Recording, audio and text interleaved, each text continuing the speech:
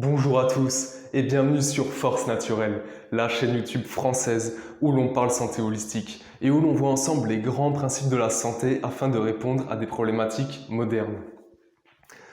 Aujourd'hui, nous allons encore une fois parler entraînement physique. Cette vidéo est en fait la suite de ma dernière vidéo sur l'entraînement physique, vidéo qui me semble, je l'ai nommée le secret, oui c'est ça, le secret pour développer une santé de fer et intégrer une routine de santé holistique au quotidien. C'est quelque chose comme ça. Je vous mettrai le lien en description, n'hésitez pas à aller la voir. Cette vidéo, c'était en fait une vidéo idéologique, une vidéo où je vous exposais mon point de vue et c'était également une vidéo de motivation où je voulais vraiment encore une fois, vous faire prendre conscience de la chance que l'on a d'avoir un corps et tout ça, et que développer son corps était non pas c'était un droit, mais également un devoir. Bon, bref, je vous invite à aller voir cette vidéo où on voit tout ça en long, en large et en travers. Cette vidéo, la vidéo que nous allons faire aujourd'hui, va être plus pratique. Aujourd'hui, pas de problématique, mais de la pratique. On va en fait dans ma dernière vidéo, je concluais en disant que l'entraînement physique était un cercle vertueux et une voie d'accès à un véritable vecteur d'évolution à la croissance personnelle. Je concluais là-dessus et on disait également que l'entraînement physique, qui est un pilier de la santé, le mouvement est un pilier de la santé, l'entraînement physique pouvait nous permettre de prendre soin, de développer, d'entretenir et de respecter les 5 autres principaux piliers de la santé. Et c'est justement ce que nous allons voir dans cette vidéo. Voilà pour l'introduction, je vous invite sans plus tarder à aller dans le concret. Allez, c'est parti!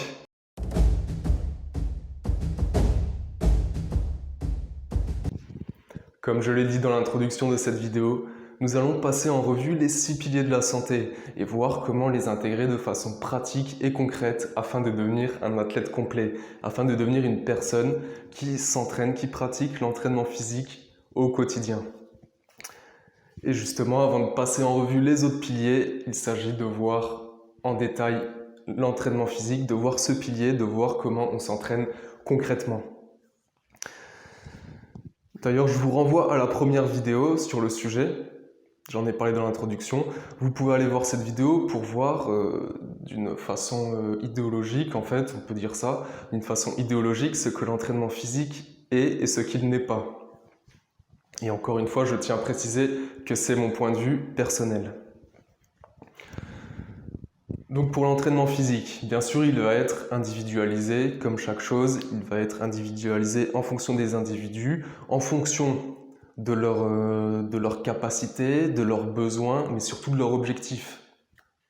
On a par exemple un danseur professionnel ne va pas du tout avoir le même entraînement qu'un joueur amateur de badminton ou même qu'un cascadeur professionnel aussi.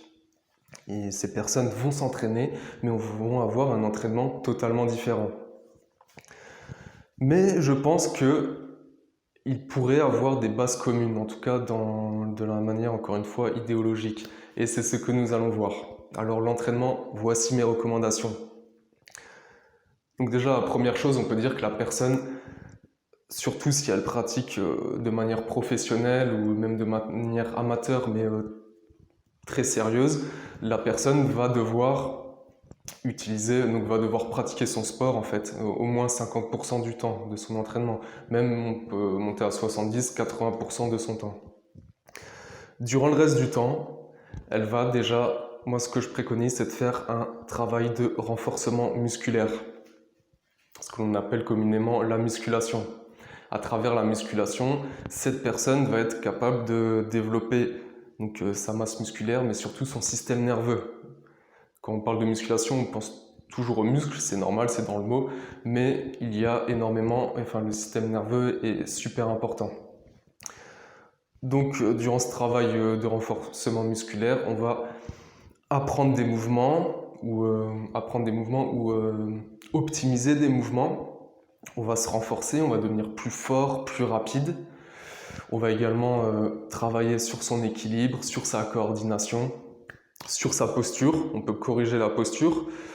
Et donc voilà, c'est déjà pas mal, c'est déjà un travail super important. On remarque aujourd'hui que tous les athlètes carrément ont ce travail, sont accompagnés par des coachs spécialisés en termes de, on appelle ça de la préparation physique.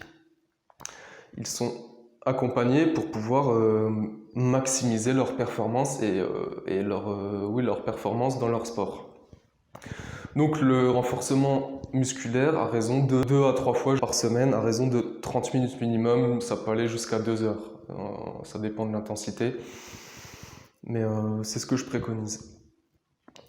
Ensuite, après le renforcement musculaire, il est très important, même avant, je dirais, il est très important de travailler son cardio, donc son système cardiovasculaire et son système respiratoire. Et pour ça, la chose dont on parle beaucoup en ce moment, c'est de travailler son cardio en zone 2. Alors la zone 2, qu'est-ce que c'est? C'est en fait un effort modéré.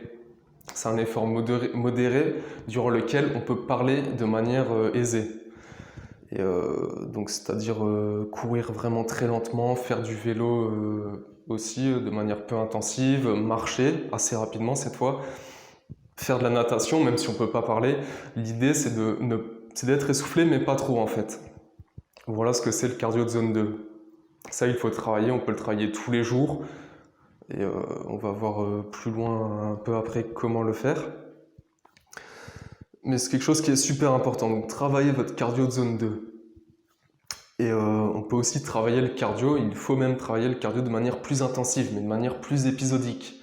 Cette fois, ça va être par des formes de HIIT, du sprint, enfin du fractionné, des sprints. On peut aussi, durant la séance de musculation, si on fait ça sous forme de circuit, et ben le système cardiovasculaire va être bien sûr mis à contribution. Donc c'est une façon de faire d'une pierre deux coups, encore une fois. Moi je vais vous donner les bases dans cette vidéo, les grands principes, mais ensuite c'est à vous d'optimiser en fonction de votre routine, de votre temps libre, de vos objectifs, encore une fois. Et enfin on a le cardio spécialisé, donc qui va être spécialisé au sport en question. Encore une fois, si vous êtes sportif professionnel ou amateur, si vous pratiquez un sport, même en loisir, et ben dans ce cas vous allez le pratiquer dans votre sport, donc il n'y a pas besoin de le travailler à côté. Une autre chose que je recommande, c'est de pratiquer la marche. On parle souvent aujourd'hui des 10 000 pas par jour. C'est le Raptor qui a popularisé ça, mais voilà, la marche, c'est quelque chose que personne n'a inventé. C'est justement un mouvement, c'est pour ça que je le recommande, c'est un mouvement qui est caractéristique de l'être humain. La bipédie, j'en parle dans ma vidéo sur la grâce naturelle. La marche, c'est un mouvement basique et c'est un mouvement qui a énormément de bienfaits pour nous. On est en fait fait pour marcher. Et ça a énormément de bénéfices sur notre digestion, sur la récupération, mais aussi sur notre mental, sur nos pensées. Voilà, on pourrait faire, et je ferai d'ailleurs une vidéo entière à ce sujet, mais sachez que moi je vous recommande, oui, voilà, de pratiquer la marche à raison de 7000 pas à 10 000 pas par jour. Aujourd'hui, on a des podomètres sur les téléphones, sur les montres, ou même vous pouvez vous mesurer ça une fois et ensuite vous savez combien de temps il vous faut marcher ou quel trajet il vous faut faire. Mais 7000 pas par jour minimum, c'est quelque chose qui est largement faisable et qui fait du bien, qui fait du bien, qui ne demande pas trop d'efforts. Et justement, je vous parlais tout à l'heure du cardio zone 2. Eh bien, la marche permet de travailler son cardio zone 2. Mais il faut marcher de manière soutenue, sans trop se mettre dans le rouge, bien sûr, mais de manière bien, pensez à bien respirer aussi, c'est important, avoir une respiration diaphragmatique. On va en parler tout à l'heure de toute façon, mais la marche c'est un super outil. Donc nous avons vu que c'est bien donc de pratiquer son sport, d'avoir un renforcement musculaire à côté, une préparation physique. Même si on n'est pas professionnel, c'est super important. On a le cardio qu'il faut travailler, le système cardio, le système respiratoire. On a la marche qui offre un complément énorme. Et moi, ce que je vous recommande également, c'est de pratiquer une routine de mobilité articulaire. C'est quelque chose que je fais depuis sérieusement. Je le faisais avant, mais sérieusement, je le fais depuis 1 an à peu près. Et ça offre des bénéfices incroyables.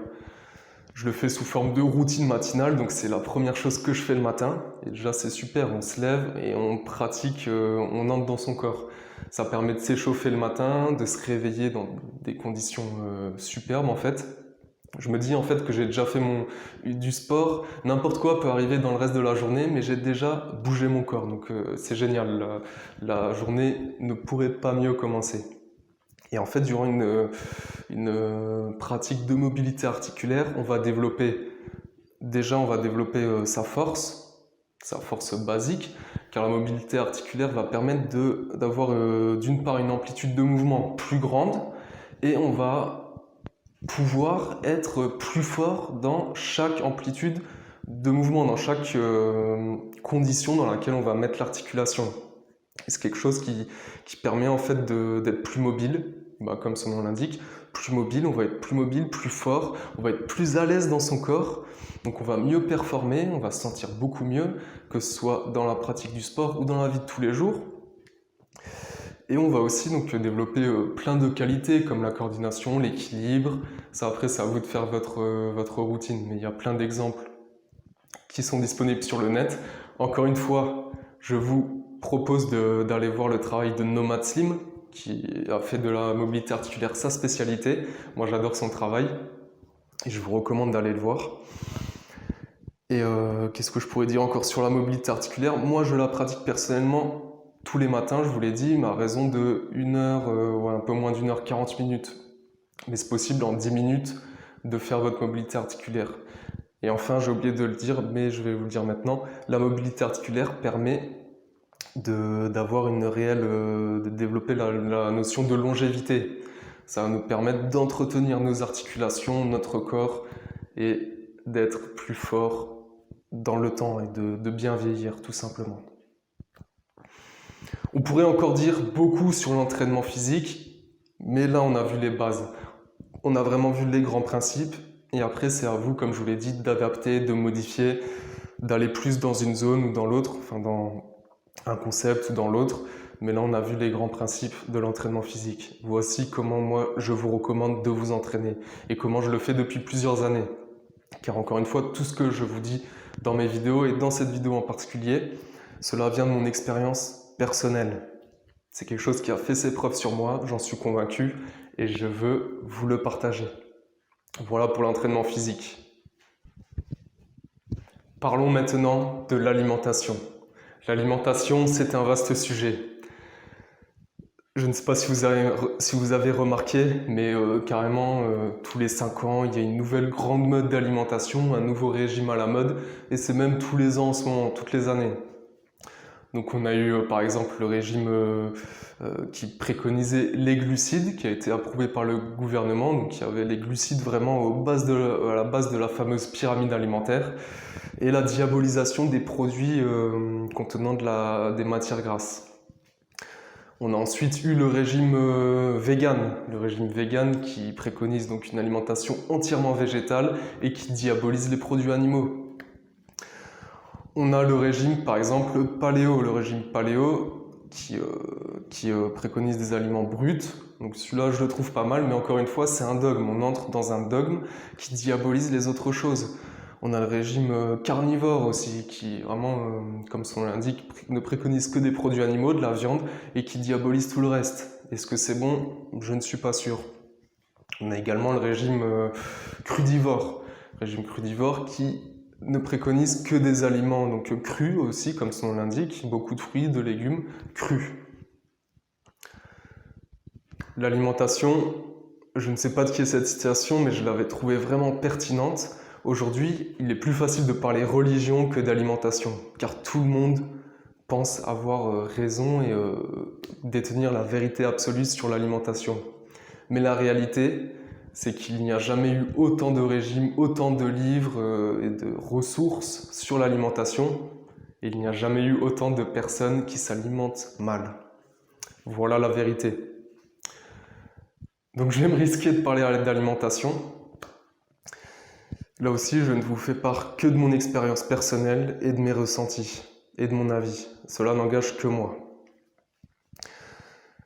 Alors pour la petite anecdote, je ne sais pas si vous le savez, mais moi je suis naturopathe. J'ai un diplôme en naturopathie, donc un diplôme, un bac plus 3, un bachelor au niveau européen. J'ai donc bien étudié le sujet. Et Donc, je viens de la musculation. Donc, depuis que je commence à m'entraîner, j'ai en fait pendant plusieurs années adopté un régime qu'on appelle de go muscu. Donc, un régime que suivent les personnes qui pratiquent la musculation. J'ai pris du poids, beaucoup de poids, donc du muscle, hein. J'ai pris beaucoup de muscle, de la force, je me sentais bien, j'avais plus d'énergie. Et j'ai ensuite commencé cette formation en naturopathie.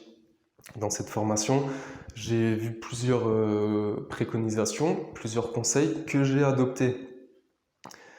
Eh bien, la réalité, c'est que j'ai perdu de la masse musculaire, j'ai perdu de la vitalité, de la libido, de l'énergie.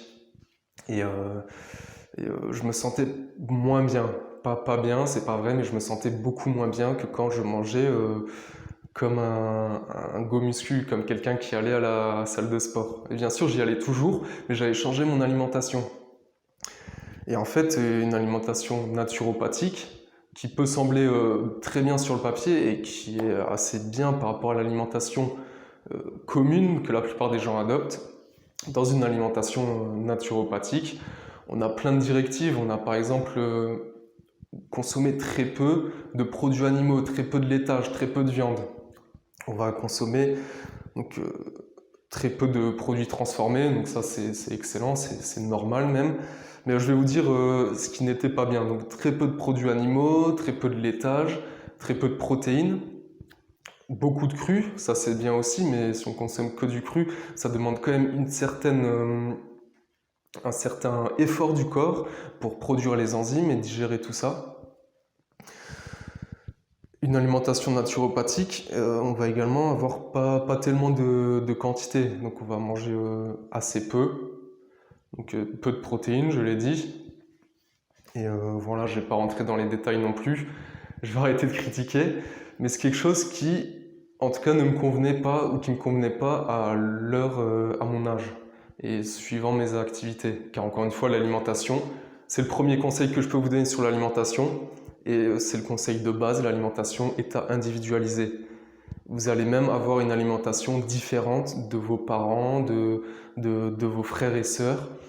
C'est quelque chose qui est vraiment individuel et même qui va changer au cours de votre vie en fonction de votre activité physique ou même de votre routine quotidienne, de votre emploi, d'où vous vous trouvez, de votre âge, du climat dans lequel vous vous trouvez. C'est quelque chose qui est individuel. Donc pensez vraiment à ça. Voilà, donc je vais me risquer à parler alimentation et à vous donner des recommandations. Encore une fois, cela n'engage que moi. Et comme je vous l'ai dit, justement c'est le premier conseil, je viens de vous le dire, individualiser la chose. Procéder par essai, erreur, correction. Alors, il y a une approche scientifique. Essayez quelque chose, partez d'une base, donc les différents conseils que je vais vous donner, je vous conseille d'avoir cela en base, mais partez de là-dessus et ensuite adaptez. Adaptez-vous. Voyez ce qui marche, ce qui ne marche pas, faites des tests, vous allez vous sentir mieux une fois, moins bien une autre fois, et vous gardez ou vous enlevez ça de votre routine. C'est comme ça que j'ai fait, et c'est comme ça que je suis revenu à un régime que l'on peut qualifier de go muscu, et qui me convient bien aujourd'hui. Car voilà, j'ai également quelque chose que je voulais vous dire sur le régime naturopathique. On parle de combinaison alimentaire, c'est-à-dire par exemple de ne pas mélanger des céréales avec de la viande. Mais au bout d'un moment, je vous dis, on ne mange plus rien. Parce qu'avec ces combinaisons alimentaires, c'est trop compliqué. Franchement, c'est trop compliqué et on finit par avoir des monodiètes de rien du tout. Et puis la vérité, c'est que quand je fais ces mélanges qui ne sont pas recommandés, je le digère très bien et je me sens bien. Donc voilà, encore une fois, j'ai essayé, ça n'a pas marché. Je suis revenu à autre chose, j'ai testé autre chose et je l'ai gardé. Voilà ce que je vous conseille de faire. Alors concrètement, je vais vous donner mes recommandations pour l'alimentation. Le premier conseil, le plus important, c'est d'adapter votre alimentation. Personne ne devrait avoir une alimentation similaire à quelqu'un d'autre. Même si vous êtes de la même famille, même si vous êtes frères et sœurs, parents et enfants, faites attention, individualisez votre alimentation. Procédez par essai, erreur, correction. Ayez cette approche scientifique. Partez d'une base, la base que je vais vous recommander par exemple, ou une autre, mais partez d'une base et modifiez-la, gardez ce qui marche, enlevez ce qui ne marche pas et continuez tout le temps ainsi. Et rappelez-vous que votre alimentation va naturellement changer en fonction du climat dans lequel vous trouvez, de la période de votre vie, de votre âge, de votre activité physique, de votre activité quotidienne, votre travail. Ça va varier de plein de manières possibles. Donc ayez toujours cela à l'esprit. Le deuxième conseil que je peux vous donner, c'est de respecter vos macronutriments. Respectez vos macros et vos micros d'ailleurs, mais pour les macros, on verra tout à l'heure pour les micronutriments. Pour les macronutriments, n'ayez pas peur des protéines. Consommez des protéines, consommez également des matières grasses, c'est quelque chose qui est diabolisé, mais consommez des matières grasses, animales, végétales, saturées, insaturées, consommez-en. Moi, c'est quelque chose qui m'a réussi. Ces dernières années, j'ai consommé plus de protéines, plus de matières grasses et animales surtout. Et ça me réussit totalement. J'ai des meilleures performances, je me sens bien dans mon corps, beaucoup mieux, j'ai plus de vitalité, même au niveau cérébral, du mental. Ça me réussit beaucoup. Là aussi, je vous parlais du régime naturopathique tout à l'heure. C'est quelque chose qui est pas diabolisé, mais qui est soumis à caution. Allez-y pleine balle. Enfin, allez-y pleine balle. Non.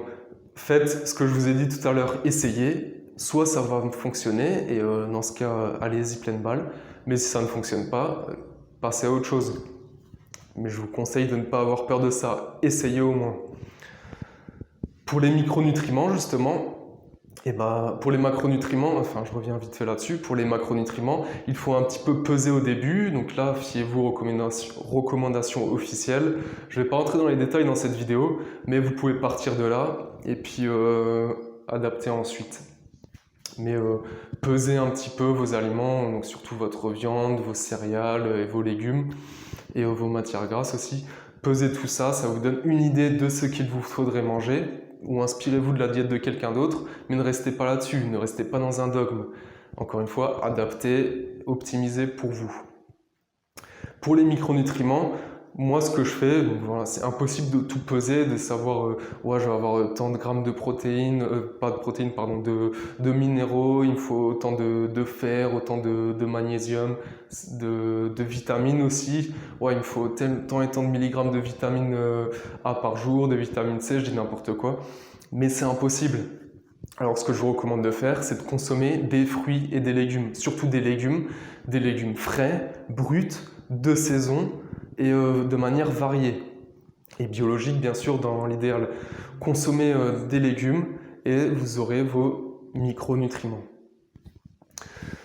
Ce que je peux également vous dire sur l'alimentation, c'est d'éviter tout ce qui est produits transformés.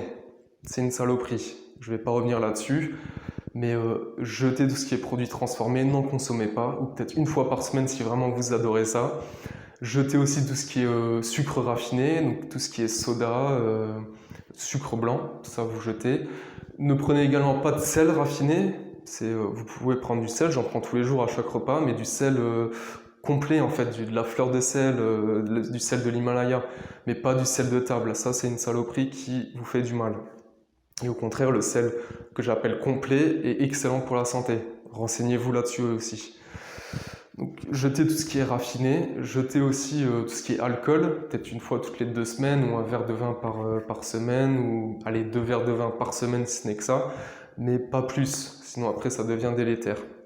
Faites attention à l'alcool alors, et faites attention aussi aux graisses trans. Ce qui est graisse trans, c'est une saloperie. C'est de la graisse qui a été modifiée industriellement, et c'est quelque chose que votre corps ne reconnaît pas et qui ne sait pas éliminer. Donc c'est quelque chose qui reste dans votre corps et qui vous fait énormément de mal au niveau cellulaire et au niveau métabolique. Dans la même idée, je vous recommande de consommer brut et naturel, et dans l'idéal biologique bien sûr. Je ne vais pas développer tout ça ici, mais une manière de consommer brut et naturel, c'est-à-dire prendre des aliments pas transformés, des aliments bruts, ça vous permet d'avoir un contrôle total sur votre alimentation. Et ça vous redonne le plaisir de cuisiner, car c'est quelque chose qui est génial. En parlant de cuisiner, un autre conseil, restez simple. J'ai eu une époque dans ma vie où j'ai voulu consommer, enfin j'adore cuisiner, hein, mais et j'aime toujours d'ailleurs. Mais à cette époque, j'avais énormément d'aliments différents, des aliments même exotiques, ce qui n'est pas génial au niveau écologique. Mais je prenais plaisir, mais j'avais beaucoup trop d'ingrédients, donc ça me prenait trop de temps, trop d'argent aussi. Je me suis ruiné à un certain moment là-dessus, parce qu'on se ruine vite quand on achète bio et varié. Mais rester simple. Aujourd'hui, je suis revenu à une alimentation beaucoup plus simple, et ça me permet d'être plus efficace, d'avoir un meilleur contrôle aussi sur ce que je mange, et d'être simple et efficace. Et ça permet de ne pas vous dégoûter de faire la cuisine si vous avez déjà du mal avec cela. Et enfin, on peut parler de la loi des 80-20, la fameuse loi de Pareto. Ici, quand on l'applique à l'alimentation, c'est manger 80% propre, carré, donc suivre les recommandations que je vous ai données tout à l'heure, ne pas faire d'écart, et 20% où vous vous faites plaisir. Moi, c'est 20%, je ne sais pas si ça fait vraiment 20%, mais il se résume à 2 repas par semaine, allez, 2 ou 3.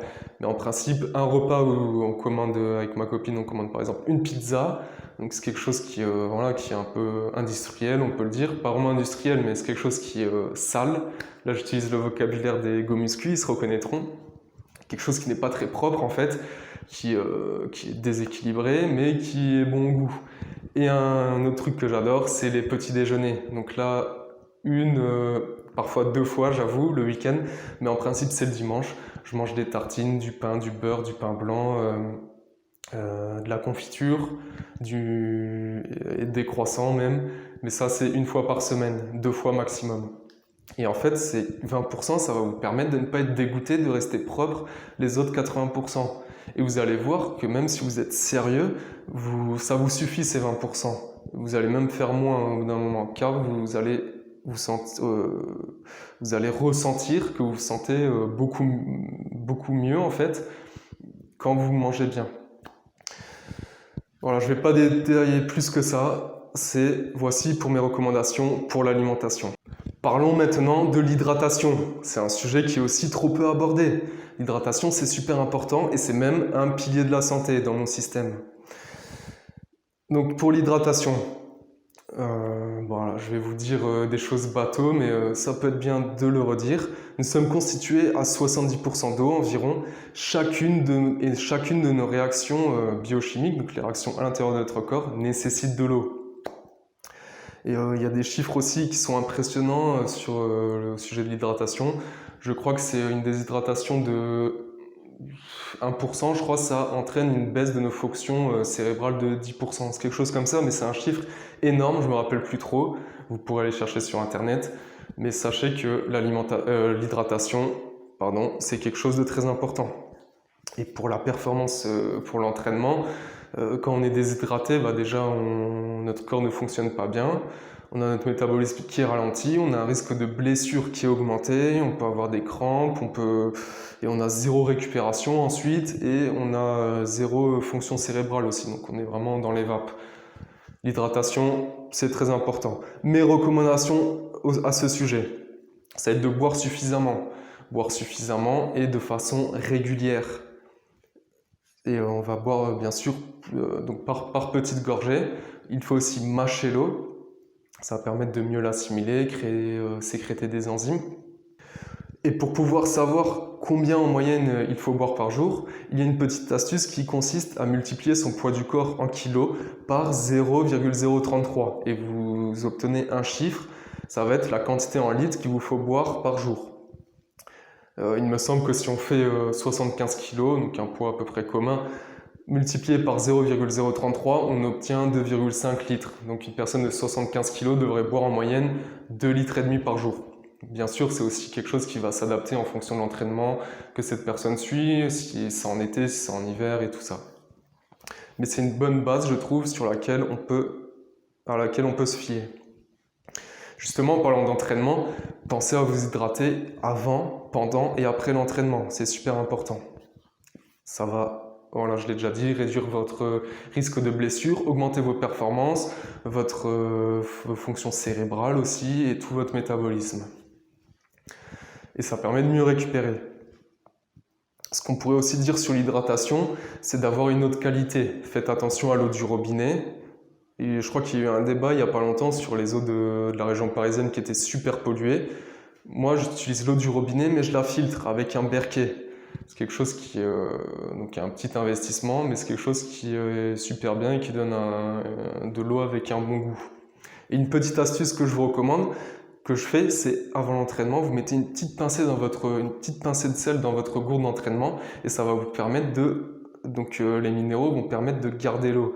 Et comme ça, lorsque vous transpirez et que vous perdez des minéraux, et le sel va pouvoir remettre ces minéraux dans votre corps. En gros, hein. Il y a aussi des boissons hydratantes qui existent. Je compte en créer une et en faire une artisanale. Je ferai une vidéo à ce sujet, donc restez bien connectés sur la chaîne. Voilà pour l'hydratation, nous avons vu les grands principes. Et passons maintenant à la suite. Parlons maintenant du repos, cet autre pilier de la santé. Le repos, quand on parle d'entraînement et qu'on parle de repos, ça peut sembler être contre-intuitif, mais c'est en fait durant le repos que tout va se jouer.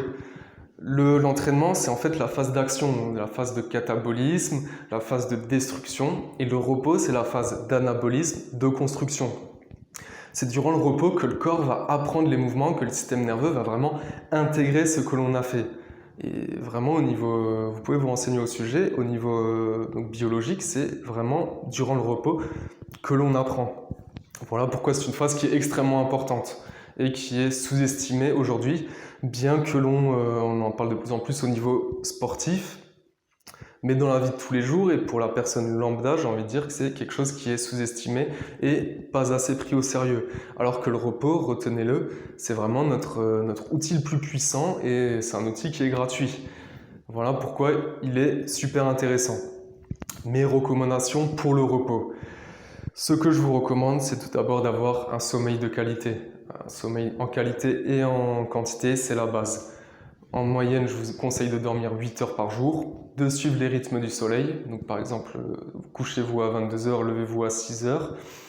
Exposez-vous à la lumière du soleil au réveil. Cela va vous permettre en fait de sécréter du cortisol et ça va mettre en place toute votre biologie interne et ça va maximiser, optimiser, équilibrer vos hormones. Donc vous allez être stressé au réveil, stressé d'une manière positive, c'est-à-dire entrer dans l'action et le soir vous allez ne plus avoir beaucoup d'hormones de stress ou très peu ou pas du tout même et vous allez sécréter de la mélatonine, de la sérotonine et vous allez bien dormir. C'est pour cela que le sommeil, en fait, bien dormir, quand on n'arrive pas à dormir, eh bien, c'est en fait durant des tâches de la journée qu'on va préparer son sommeil. Ça, c'est quelque chose que peu de personnes comprennent. Beaucoup de personnes disent « je n'arrive pas à dormir » et elles pensent au moment où elles sont dans le lit. Mais le sommeil, c'est quelque chose qui se prépare. Et la première chose, c'est de s'exposer à la lumière du jour lorsque l'on se réveille. La deuxième chose qui est importante, c'est d'être physiquement active. C'est d'être physiquement actif. Et on est physiquement actif. Donc là, quand on parle d'entraînement physique, donc je pars de l'hypothèse que vous allez vous entraîner. Donc le physiquement actif en question est quelque chose qui va de soi. Mais pensez qu'il faut être en fait fatigué physiquement pour pouvoir bien dormir. C'est logique, il faut se dépenser. Sinon le corps va être excité et on ne va pas réussir à dormir. C'est quelque chose de normal quand on le dit. Quelque chose de logique. D'autres moyens d'optimiser son sommeil, c'est aussi de ne pas s'exposer aux lumières bleues avant de se coucher. Faites attention aux écrans.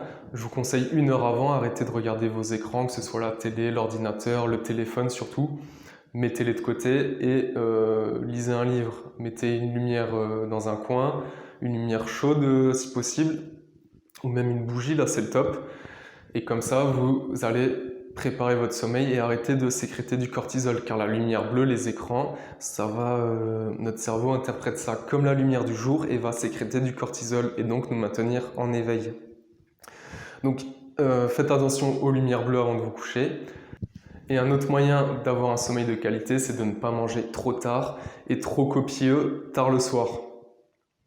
Donc faites attention de ne pas avoir de gros repas après 20h30, 21h. C'est super important. Voilà pour le sommeil. Ce qu'on pourrait dire aussi sur le repos, c'est de pratiquer la sieste. C'est quelque chose que je fais le week-end quand j'ai le temps et c'est quelque chose qui me fait énormément de bien. Là aussi, c'est quelque chose qui est ridiculisé par les jeunes générations, mais la sieste, c'est un outil surpuissant. Vous dormez 20 minutes, j'utilise 24 minutes, c'est le protocole préconisé par la NASA. C'est pas une blague, vous pouvez vous renseigner. Dormez 20-24 minutes, pas plus. Et même si vous ne dormez pas, vous vous mettez allongé dans le noir et vous allez voir que vous allez bien récupérer, que ce soit au niveau musculaire, corporel ou au niveau nerveux et mental. Il y a donc la sieste, la méditation qui est un outil super, et vous avez la relaxation. Là aussi, ça consiste à se poser une quinzaine de minutes et ne rien faire d'autre, bien respirer, pas forcément s'endormir, mais se poser. Ce qu'on peut aussi faire, c'est le repos actif. Car se reposer, ce n'est pas être avachi devant la télé, devant Netflix. Là, on ne se repose pas en réalité. Et le repos actif, que ce soit par la marche ou par la pratique d'un autre sport, par exemple la natation, mais à faible intensité, ça va permettre au corps d'éliminer plus facilement les déchets et de récupérer d'une meilleure manière.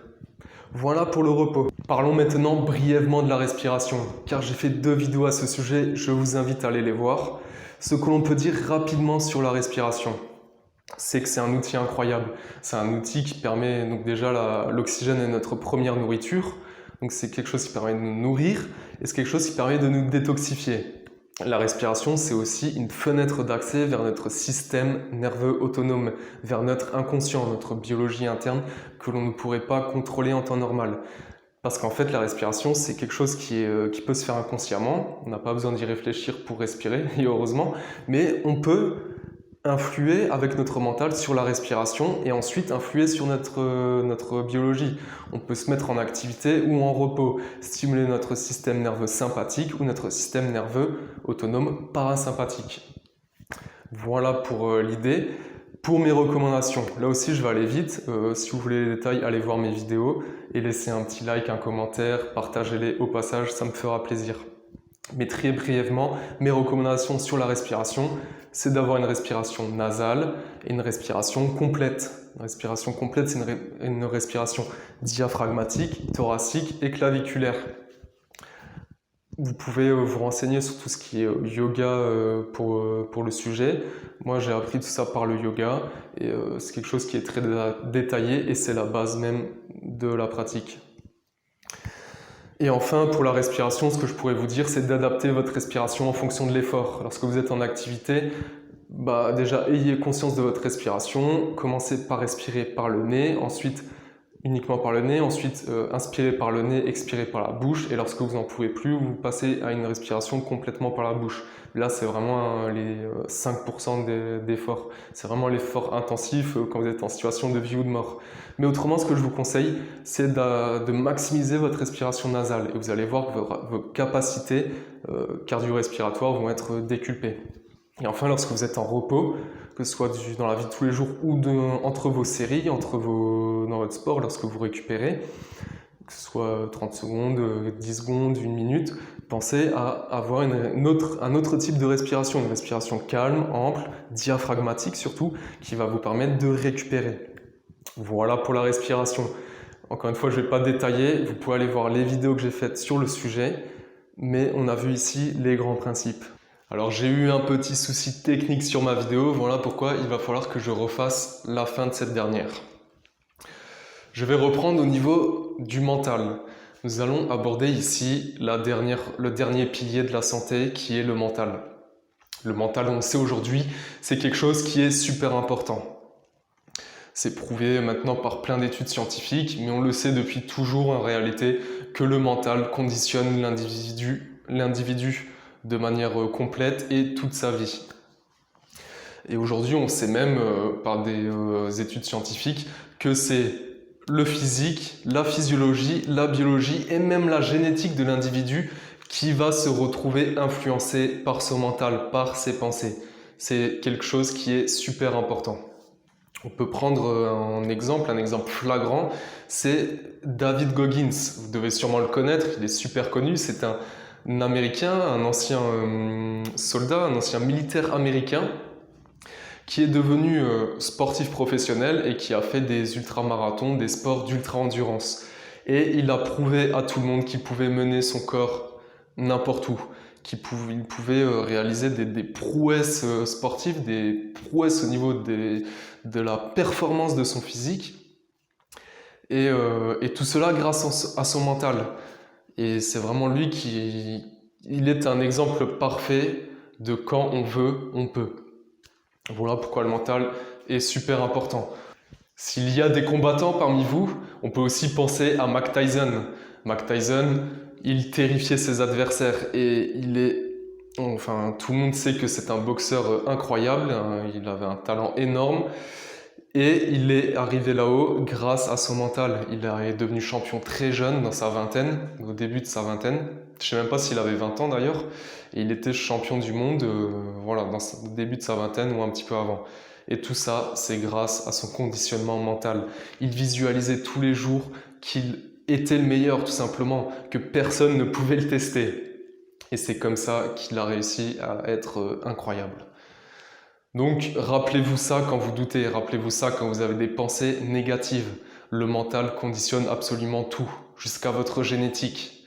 Encore, je vous le redis, jusqu'à votre génétique. Alors, prenez-en soin et faites attention à tout cela. Mes recommandations, mes conseils au niveau du mental. Eh bien, je vous dirais tout simplement qu'il faut changer ou renforcer votre paradigme là-dessus.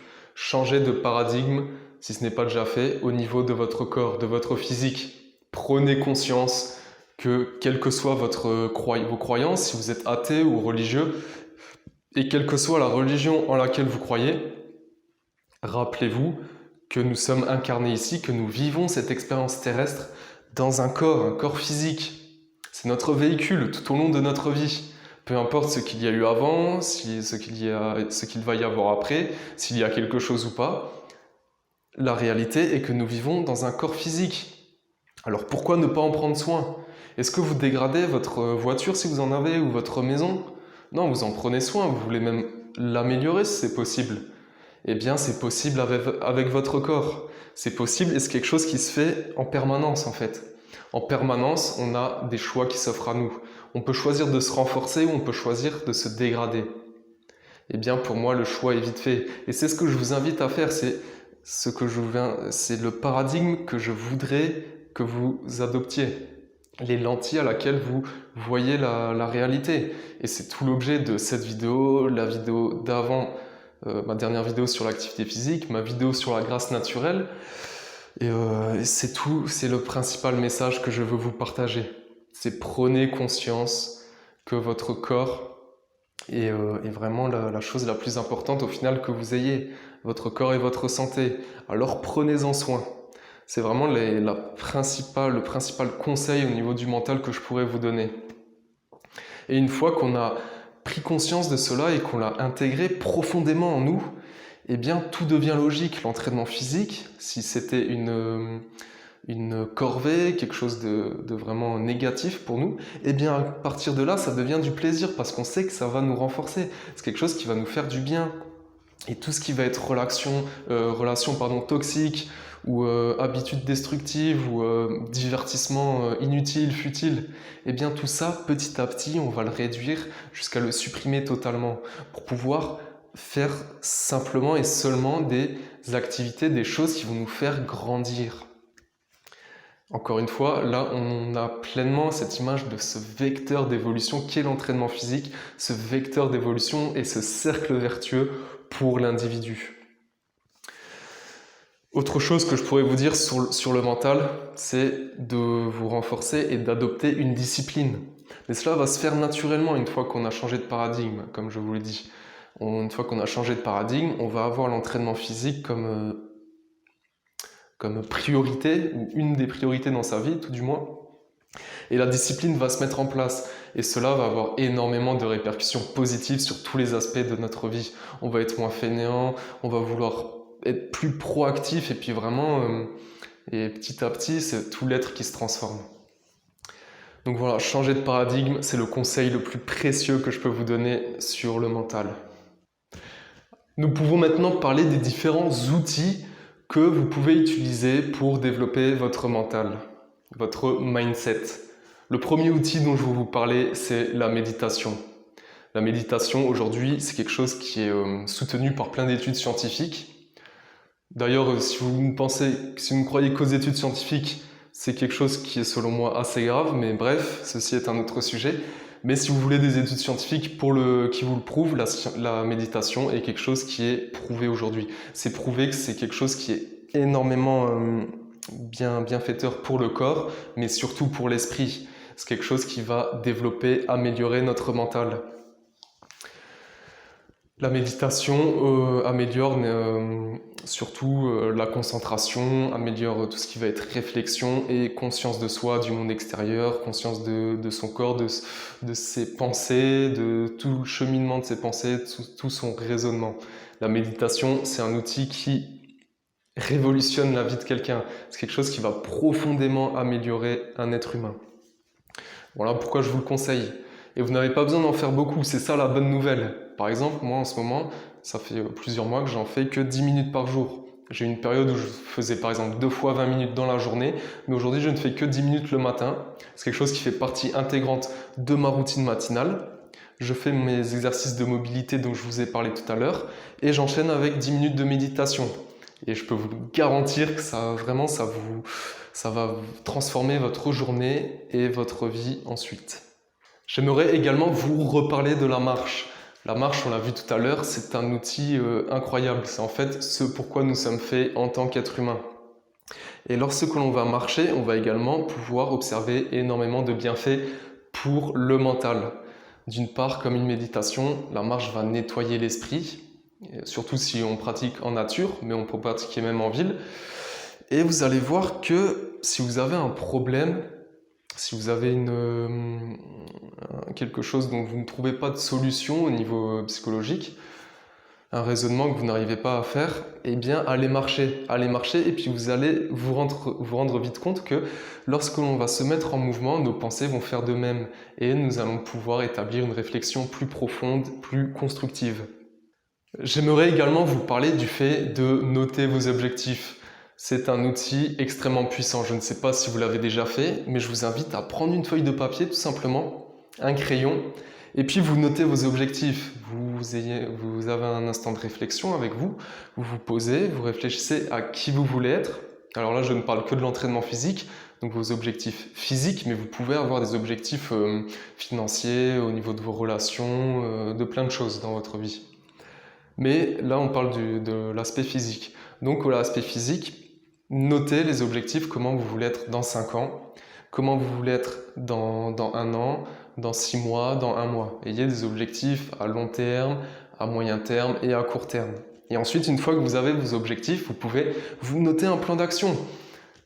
Parce qu'il faut être cohérent dans ces objectifs d'une part, et puis il faut ensuite être logique.